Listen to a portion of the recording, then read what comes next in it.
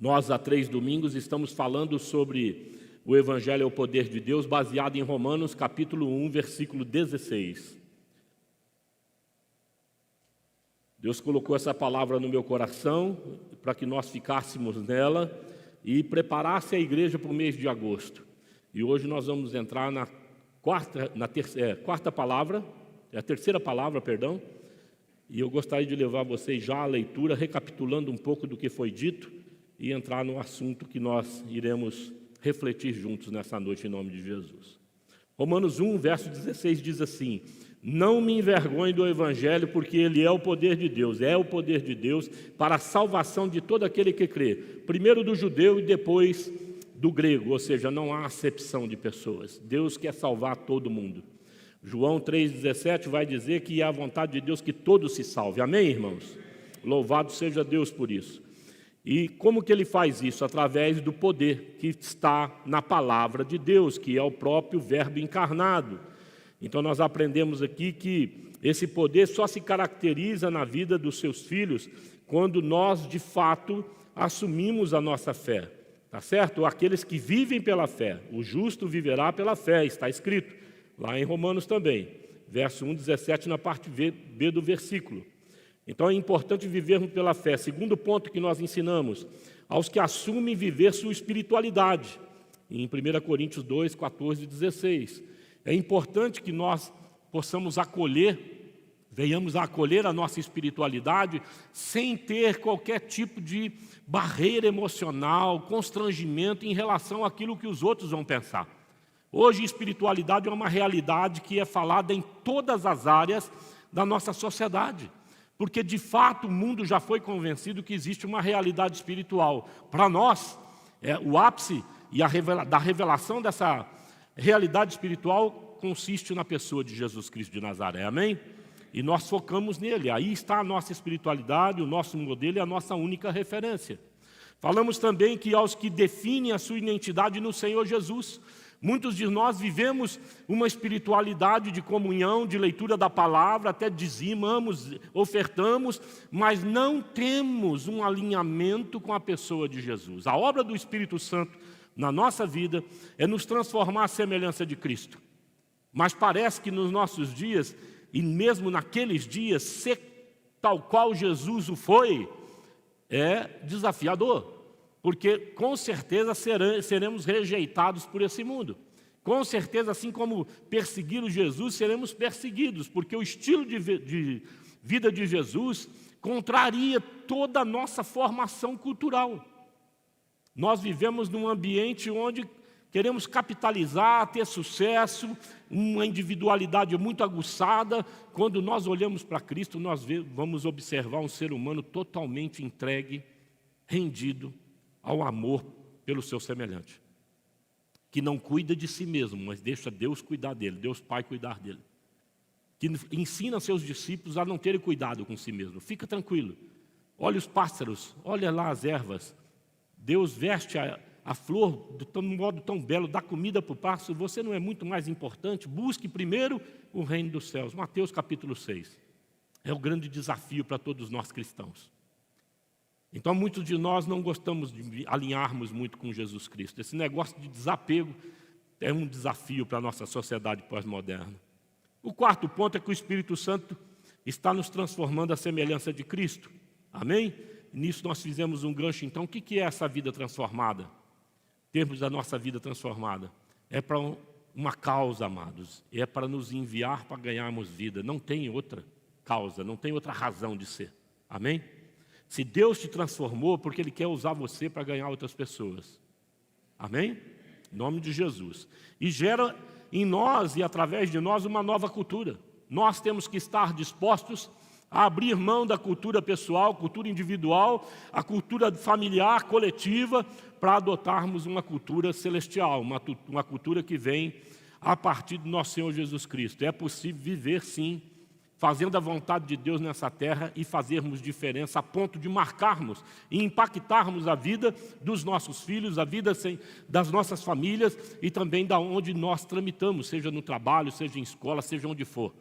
É fato que se nós vivermos como Jesus assim, deseja e instrui através do Novo Testamento, com certeza nós também impactaremos esse mundo. Seremos sal e luz, como é a palavra de promessa para o Senhor, para nós, e é o desejo de Deus para cada um de vocês. Eu creio nisso. Só que para isso nós precisamos viver o poder de Deus, amém? Não é só conhecer, eu preciso viver o poder de Deus. Eu preciso buscar o poder de Deus. Não se galga níveis espirituais mais altos se eu não buscar me relacionar e viver debaixo da poderosa mão de Deus. Eu preciso entender o que é o poder de Deus na minha vida e o que Ele faz em mim e através de mim. Abre em Efésios, capítulo 6, verso 17, permaneça com a sua Bíblia aí. Nós vamos entrar no texto que iremos refletir nessa noite. O Evangelho é a espada do Espírito, é a proposta que nós trazemos a vocês nessa noite. Usem o capacete da salvação, versículo 17. E a espada do Espírito, que é a palavra de Deus. Vamos ter um momento de oração em nome de Jesus. Pai Santo, é a Tua palavra, ela de fato nos transforma à semelhança do Teu Filho, e nós Te louvamos por isso, porque sabemos que o Senhor tem mudado a nossa sorte. Tem nos transferido, transportado do reino das trevas para o reino da luz, Senhor. O Senhor tem sido maravilhoso para com a Tua igreja. Obrigado pelo Teu favor, caracterizado na Tua graça pela vida de cada um de nós. Te louvamos, ó Deus, por estarmos aqui e abrimos o nosso coração para que o Teu Santo Espírito ministre a cada um de nós no Teu poder. No nome de Jesus, amém. Amém? Efésios 6, versículo 1, seguintes aí, nós vamos ver aí uma narrativa que utiliza-se da cena de um guerreiro. Paulo está na mente dele, olhando ou personificando ali um guerreiro que está para entrar em batalha. É nessa perspectiva, nas palavras do apóstolo Paulo e nas de Jesus, né, que trata-se, falando de espada, que ela trata-se de um instrumento de ataque. É algo que vem para fazer juízo efetivamente sobre a terra, é algo que vem para fazer diferença efetivamente sobre a terra, vai separar o joio do trigo, ela é um divisor de águas, a espada que é a palavra de Deus, amados, separa aqueles que são salvos dos perdidos. Não tem como, não dá para observarmos, olharmos e refletirmos da pessoa de Jesus sem esta implicação. Jesus vai dizer, vinde a mim, todos vós estáis cansados e oprimidos, eu vos aliviarei. Aquele que crê em mim já passou da morte para a vida. Eu sou a ressurreição e a vida, aquele que crê viverá eternamente. Enfim, eu sou o caminho, a verdade e a vida, ninguém vem ao Pai senão por mim. São palavras de Jesus Cristo. Então nós precisamos nos alinhar a essa verdade. Só existe um caminho, quem não estiver com Jesus, não entra na glória. Não faz parte da vida eterna. Com Deus, vai ficar fora desse escopo. E eu estou falando aqui, amados, não é religiosamente falando. Não é aqui me expressando como que você frequentando uma igreja. Isso não salva ninguém. O que salva efetivamente a nossa vida e faz diferença é o nosso relacionamento com Jesus Cristo de Nazaré. É tê-lo como Salvador e Senhor. Se nós assim não tomarmos essa decisão e vivermos dessa maneira, não tem salvação. Nós vamos ser surpreendidos na glória que de repente estamos sentados do lado de alguém que a gente pensa que está salvo, mas é um relacionamento meramente religioso, não pessoal. Não tem alma nesse processo, tem um rito, tem uma piedade, mas, amados, isso não salva, religião nenhuma salva. Não é evangelho, não é católico, não é nada disso que salva. O que salva efetivamente é você crer na autossuficiência do sangue de Jesus e seguir após Ele. Amém? É ser um discípulo, uma discípula do nosso Senhor Jesus Cristo. Bênção de Deus. O próprio texto em Efésios vai descrever, enquanto autoridade da igreja, lá em Mateus 16, verso 18, que Jesus, falando com Pedro, ele diz assim, eu também lhe digo que você é Pedro, e sobre esta pedra edificarei a minha igreja, e as portas do inferno não prevalecerão contra ela. Porta não ataca ninguém, é nós que atacamos porta, não é? Você que vai e abre. Então não tem dentro dessa batalha do apóstolo Paulo, usando a espada que é a palavra de Deus, uma postura apática, uma postura de ficar entrincheirado na batalha. né, se protegendo dos ataques do inimigo. Não, amado, nós atacamos. Nós vamos para a linha de frente, nós assumimos isso pelo poder de Deus e vamos de encontro, ou seja, confrontando tudo aquilo que está amarrando a nossa vida, impedindo com que a nossa família cresça, ou estabelecido de modo nocivo no seio da nossa família. Nós vamos de encontro na palavra de Deus, na autoridade que Deus nos deu, enquanto servos e servas do Senhor, nós confrontamos isso no poderoso nome de Jesus. Amém, irmãos? Não queremos mais isso. Nós temos que assumir essa postura. Olha como que a palavra ainda fala sobre espada em Apocalipse. Gosto muito desse texto, capítulo 1, verso 12 a 16. Voltei-me, diz o apóstolo João, para ver quem falava comigo. E ao me voltar, vi 7 candelabros de ouro, e no meio dos candelabros um semelhante ao Filho do Homem, com vestes, talares e cingido à altura do peito, com um cinto de ouro. A cabeça e os cabelos dele eram brancos, como a alva lã, como neve. Os olhos eram como chama de fogo, e os seus pés eram semelhantes ao bronze polido, como lhe refinado numa fornalha. A voz era como o som de muitas águas. Na mão direita ele tinha 7 estrelas, e da sua boca saía uma afiada espada de 2 gumes. O seu rosto brilhava como o sol na sua força. Olha que figura, está falando de Jesus. Esse é o Jesus glorioso. Ele vem montado no seu cavalo com a capa, né, salpicada de sangue, está escrito na sua coxa, Rei dos Reis, Senhor dos Senhores, e ele vem com uma espada afiada na sua boca. A palavra, o verbo vivo de Deus, né, glorificado, vem para novamente falar aquilo que é palavra do Pai. Essa é a missão e continua sendo até a volta de Jesus. Ele vai continuar falando a palavra do Pai. Glória a Deus, irmão.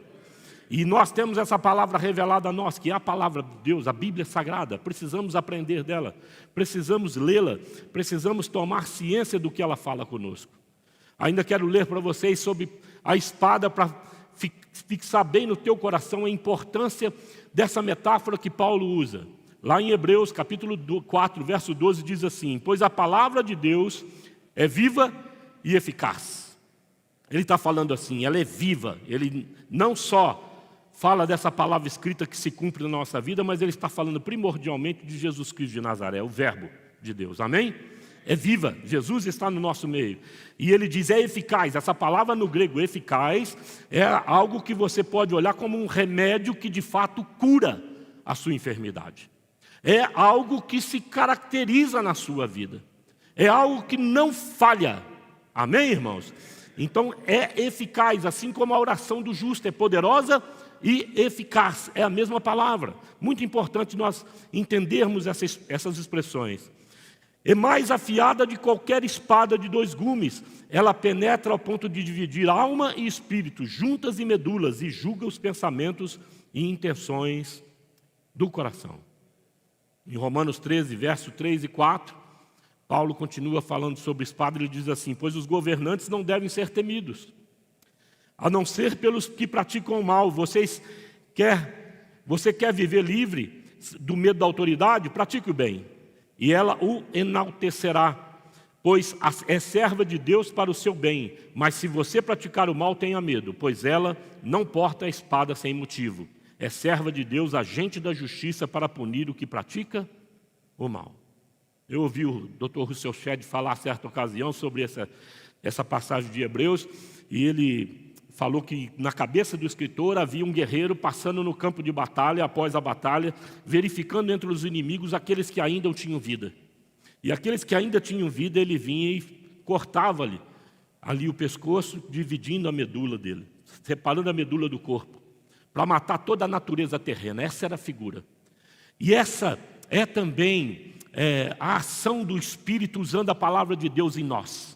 Matar em nós toda a natureza terrena, toda a nossa dependência de nós mesmos, tudo aquilo que norteia a nossa vida e nos dá segurança, no sentido de sentirmos melhor agindo fora da vontade de Deus.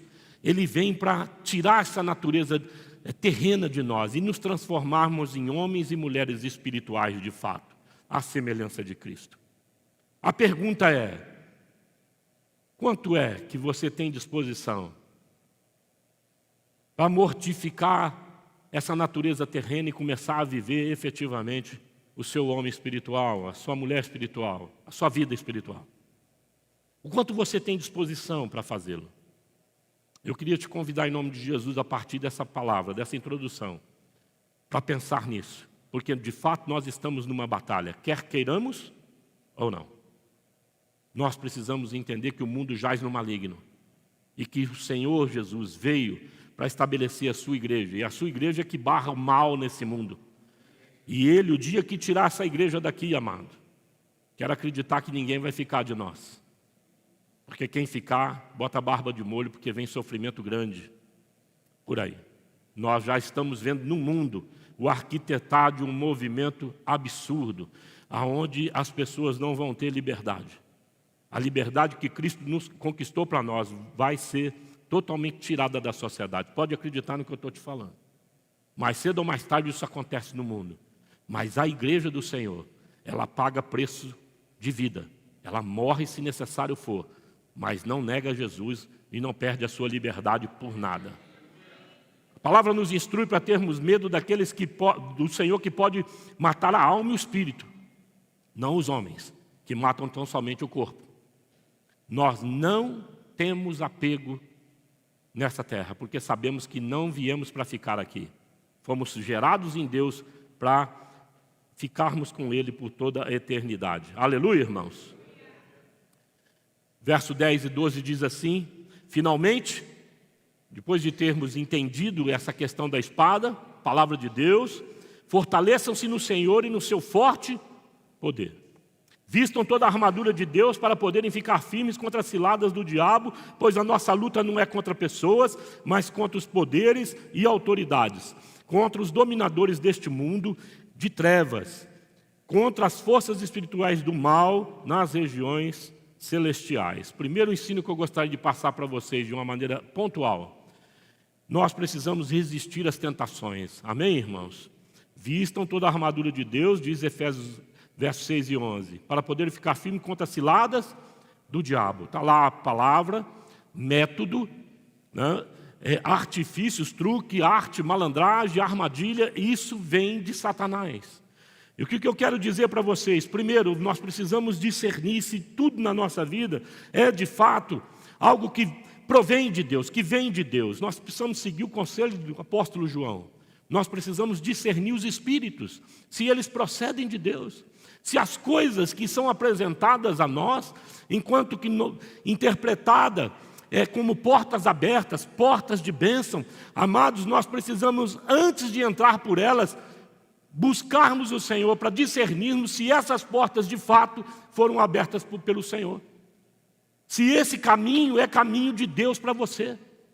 Porque é caminho que parece direito ao homem, diz a palavra, nos exortando a ficarmos atentos. Mas ao final dele é caminho de morte. Então eu te instruo aqui a ser muito prudente, seja prudente. Dê 2 passos atrás para tentar visualizar aquilo de mais distante possível, para não se comprometer emocionalmente dentro do processo que você de repente pensa que é bênção e não é. Satanás se disfarça em anjo de luz. E se possível ele vai enganar até os eleitos. E é preciso você ficar atento. Amém? Não é tudo que reluz é ouro, né? Não é. Não é tudo que aparece de repente é bênção. Mas pastor, como é que é isso? Fico desconfiado? Não, desconfiado, amado, prudente. Nós somos prudentes. Nós demos uns passos atrás, olhamos de longe, oramos, pedimos a bênção, buscamos conselho, ver se os nossos irmãos pensam na mesma direção. Estamos respaldados pela palavra de Deus, temos pontos e algumas estratégias para que a gente não erre, para que a gente acerte o caminho. Dada a confirmação destes, nós então tomamos a decisão. Aleluia, irmão. Louvado seja Deus.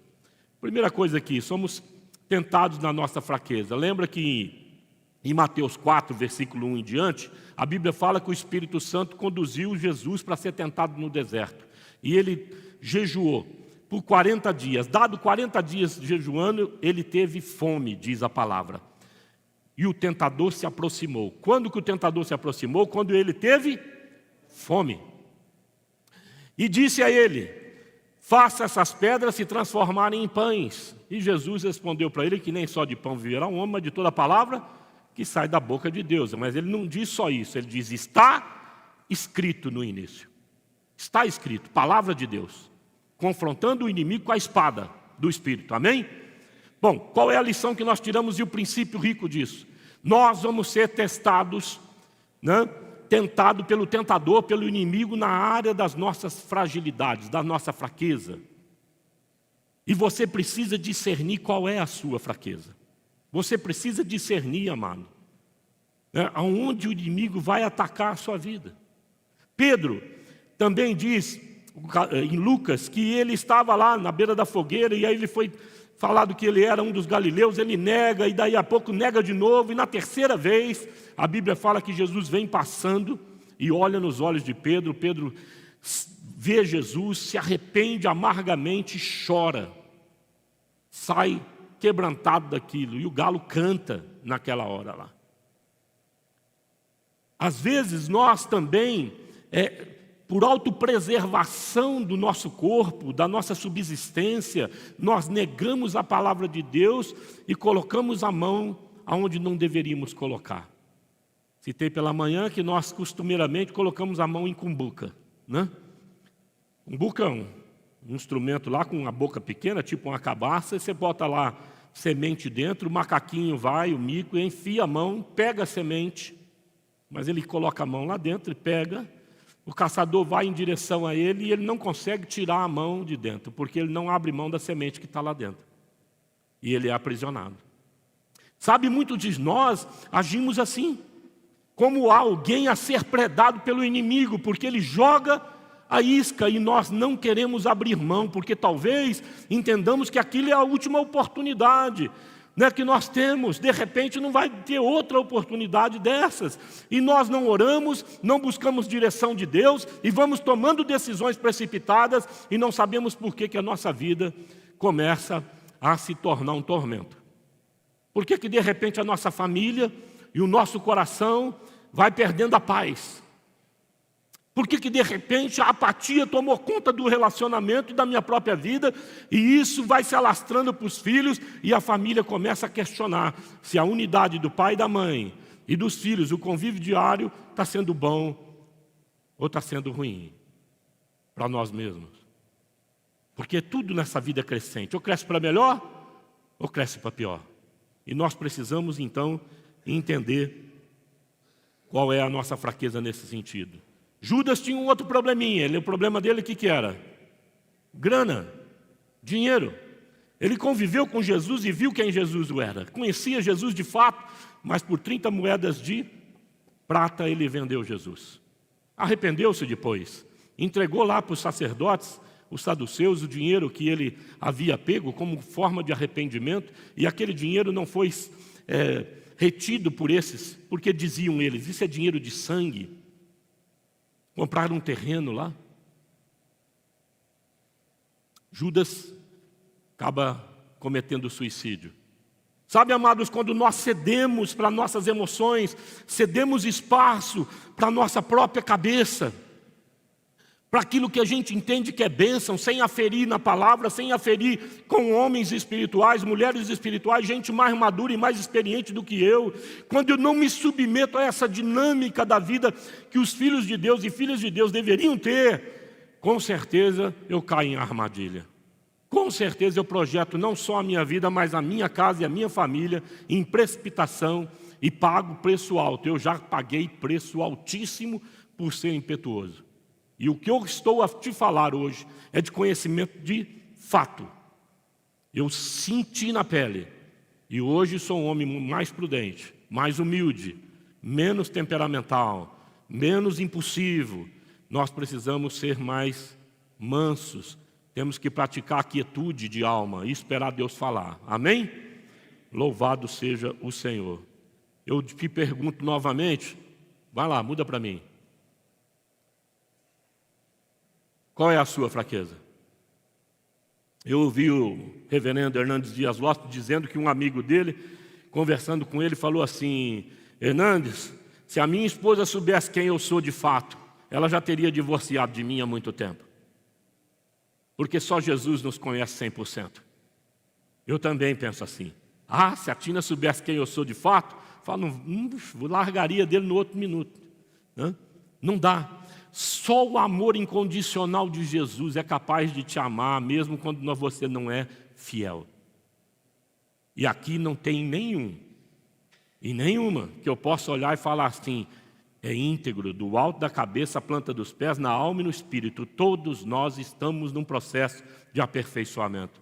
Todos nós temos fraquezas, temos uma natureza terrena que milita contra a vida de Cristo em nós. Romanos capítulo 7 é denunciado isso pelo apóstolo Paulo. Maldito homem que sou, ele diz.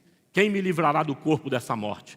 Há pensamentos que não têm nada a ver com a sua opção de vida, com a sua aliança com a tua esposa, com os seus filhos.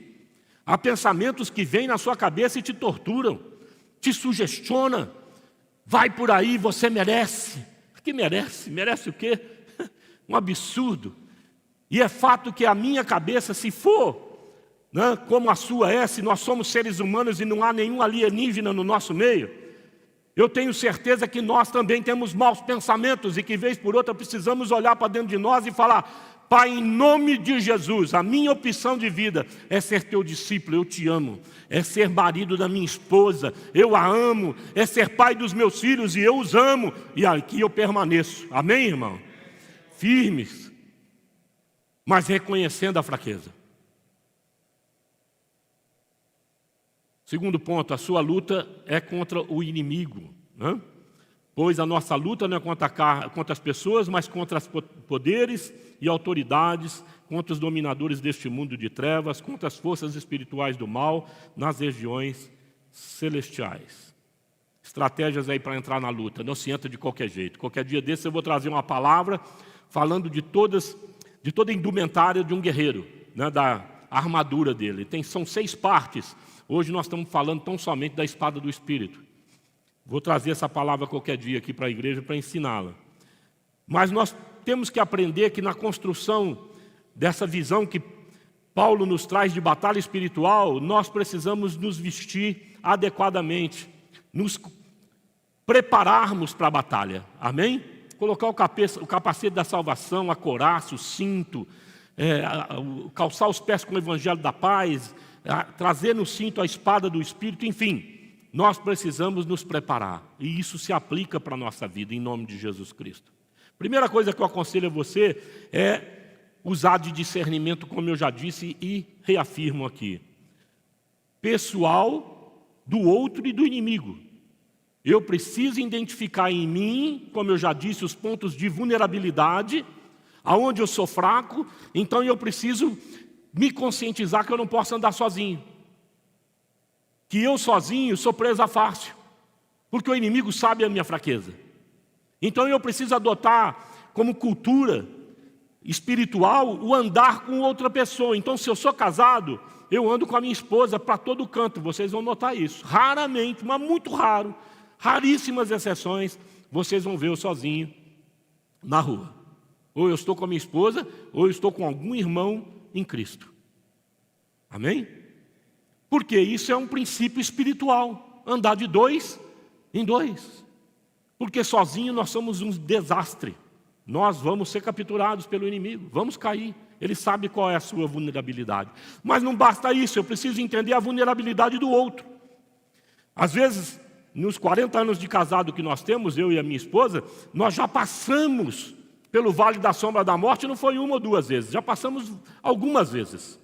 Dentro dessa jornada, passando por aflições, eu tomei algumas decisões e de repente eu tinha convicção que aquilo era de Deus, mas ela, cansada e talvez esgotada de alguns processos, virou para mim e falou: bem, não é isso, eu não quero ver isso, isso vai dar errado, isso não vai funcionar. Mas eu sei qual é a fraqueza dela. Eu falo: bem, nós estamos cansados, você está cansada. Tenha confiança, fica tranquila, vai dar certo. Deus está direcionando por aqui. E Deus vai lá e confirma aquilo. E ela tem os seus sentimentos, a sua alma apaziguada pelo poder de Deus. Amém, irmão? Que a direção de Deus traz paz. A direção de Deus lança fora o medo. Sabe, quando Deus vem e põe a mão dele em poder sobre a tua vida, amado, você vai sentir o amor dele de uma maneira poderosa, extraordinária, o cuidado dele, o poder dele sobre a tua vida, e você vai ver soluções inacreditáveis acontecendo na tua vida. Portas que só ele pode abrir, elas se abrem, porque Deus tem poder, mas o casal precisa estar unido. Se você não é casado, precisa encostar nos seus pais, ombrar com eles. Arruma também um irmão ou uma irmã mais madura na fé. Você que está iniciando a sua jornada aí enquanto jovem, não pode se precipitar, não se entregue a qualquer processo, seja ele qual for, de modo prematuro. Busque conselho, busque a palavra, busque oração, porque Deus vai te mostrar o caminho em nome de Jesus Cristo. E Ele vai te capacitar dentro da sua jornada. Então eu tenho que reconhecer também o ponto fraco do meu semelhante. Os meus filhos não são iguais a mim. Eles não pensam igual a mim, eles não têm a mesma formação e estrutura que eu tenho. Então quando eu lido com eles, quando eu lido com um irmão em Cristo, eu preciso perceber que eu estou lidando com uma vida diferente da minha. Com uma maneira de perceber o mundo e de ser cristão diferente do que eu penso e do que eu vivo. Então eu preciso entender as limitações nessa pessoa e eu vou lá e me coloco na brecha, eu me coloco como suporte. Amém? Suportai-vos uns aos outros, não é porque ele é chato, não é porque ele é chata, é porque eu me coloquei de forma a dar consistência àquela pessoa.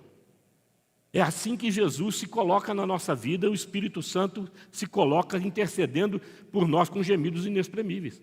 Ele nos sustenta para que a gente não caia. Amém, irmão? É assim que nós procedemos. Também precisamos reconhecer quais são as vulnerabilidades do inimigo. O inimigo, amados, ele tem vulnerabilidades. Ele não pensa como os santos. Ele é autodestrutivo, ele vem para matar, destruir e roubar.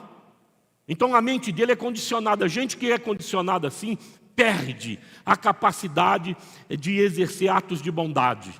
Então como é que eu combato isso? Eu nunca pago mal com mal. Eu pago o mal que eu recebo com bem. Amém? Isso repele o inimigo. Eu resisto ele procedendo como Jesus procedia. Segundo Tiago, que daqui a pouco a gente vai ler. Pontos fortes, eu preciso identificar também os pontos fortes. Para servir o Senhor através dessa área que eu tenho consciência que eu tenho uma fortaleza em mim. Mas eu aprendo que eu sou forte em alguma área através da minha própria avaliação? Responde para mim. Fala mais alto. Não. Através de quem então? Do seu próximo. Quem te ama. Sabe como você é. Ele vai dizer para você, bem, você funciona bem aqui, você vai muito bem ali. Você é virtuoso aqui, virtuosa ali, não é assim? Pontos que nós admiramos nos nossos cônjuges, nos nossos filhos, nos nossos irmãos. Você tem esse dom, aquele dom, nós precisamos aprender a olhar bem, e bem no sentido do bom, na vida do outro. Porque eu também preciso dele, porque eu não me completo sozinho. Eu não sou fim em si mesmo, eu preciso do outro. Amém, irmãos? Então eu preciso discernir isso para ver como é que eu posso ombrar com ele, como é que eu posso fortalecê-lo na sua jornada. E também preciso entender os pontos fortes do inimigo. O inimigo tem um negócio, amados, que nós precisamos aprender, que é a perseverança dos santos. Nós vamos ser salvos, a Bíblia diz, se perseverarmos até o fim. O inferno não desiste em querer destruir a sua vida. Não desiste em querer armar para você se dar mal. Não pense que você está de boa, porque o inimigo está na espreita. O mundo espiritual é uma realidade e você precisa ser despertado e despertada para essa realidade. Amém? Em todas as áreas. Vai fazer um negócio? Consagra ao Senhor, põe na mão do Senhor. Nós precisamos aprender a ter dependência de Deus, tá? E usar adequadamente o Evangelho, que é a espada do Espírito. Palavra. Usar bem a palavra. Faz as pedras transformar em pão. Qual foi a resposta? Está escrito. Está escrito. Palavra que eu vivencio, não é palavra que eu decoro.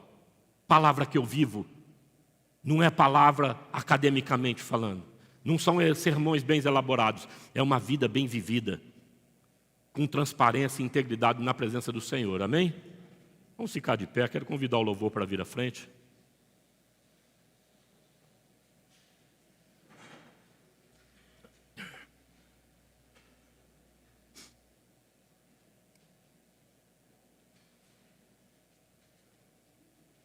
Mateus 16, verso 18, nós estávamos falando anteriormente que Jesus, conversando com Pedro, fala para ele: eu também lhe digo que você é Pedro, e sobre esta pedra edificarei a minha igreja, e as portas do inferno não prevalecerão contra ela. Amado, essa pedra somos nós.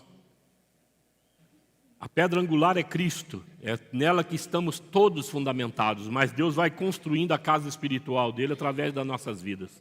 Pedras, pequenas pedras, não igual a Jesus, mas baseadas em Cristo. Amém, querido? Muito importante você entender isso. Deu toda a autoridade.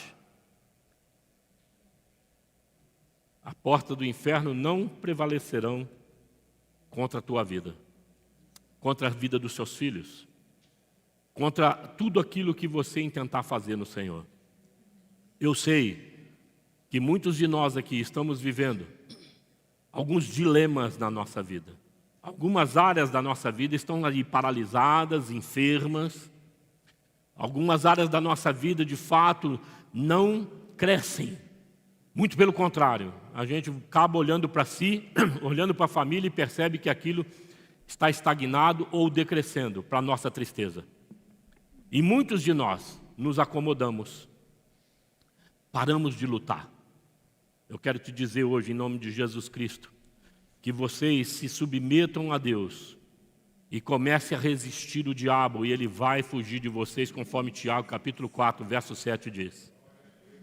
Se levantem nas vossas casas, você pai, você mãe, unam-se num só coração, como um verdadeiro pastor e pastora da sua casa, e resiste o mal que bateu um dia na porta e você, de uma maneira desapercebida, deixou entrar. Fala: na minha casa não vai ter nada disso. Eu não aceito. Amém? Só a paz de Cristo, a pessoa de Jesus, é que vai permanecer aqui. Foque sua luta. Não perca tempo lutando com você mesmo, lutando com as consequências dessa vida adversas que estão se abatendo sobre a sua vida, sobre as suas limitações. Não foque nisso, foque no inimigo. Ele quer fazer você acreditar que você não vai dar certo. Mas Jesus veio para dizer o contrário. Deus tem um propósito bonito para cumprir em você e a partir de você. E Ele vai cumprir. Ele vai realizar esse propósito. Você crê nisso? Eu também creio, amados. Ele reunindo os 12 em Lucas 9, Jesus separa de 2 em 2 e dá para eles poder e autoridade para expulsar todos os demônios e curar doenças. E esses homens voltam dessa missão jubilosos e diziam no coração alegremente para o Senhor, e falando também em alta voz: olha, os demônios nos submetem, mortos são ressuscitados, cegos veem, surdos ouvem. E Jesus fala: não se alegre porque vocês têm visto sinais e maravilhas, mas se alegre porque o vosso nome está escrito no livro da vida. Eu vi a Satanás descer sobre vós como um raio, mas eis que vos dei poder e autoridade para resisti-lo. Eu quero orar com você essa noite, em nome de Jesus, e você começar a alinhar a sua vida na palavra que você acabou de ouvir. Senhor, eu não quero sair amanhã para o meu trabalho do jeito que eu saí ontem, anteontem, semana passada, todos os dias. Eu quero sair agora me colocando e me revestindo da armadura de Deus. Quero me proteger. Protege a minha mente, protege o meu coração, os meus sentimentos com a couraça da justiça. Protege, Pai, em nome de Jesus, os meus pés. Faz com que o evangelho da paz é que me conduza em todos os relacionamentos, por onde quer que eu ande. No nome de Jesus Cristo, você vai espiritualizar a sua vida. E quando você der de frente com a adversidade, olha bem nos olhos dela. Olha bem nos olhos daquele que te confronta e diz que você não vai dar certo. Fala, você caiu hoje, porque o meu Deus, Ele tem poder para fazer tudo o que é necessário para que eu seja caracterizado como um homem, uma mulher mais que vencedora em Cristo. Eu vou te vencer, porque eu não vou na minha força, eu vou no poder da palavra de Deus, eu vou no nome poderoso de Jesus. Golias cai, vai cair na sua vida também.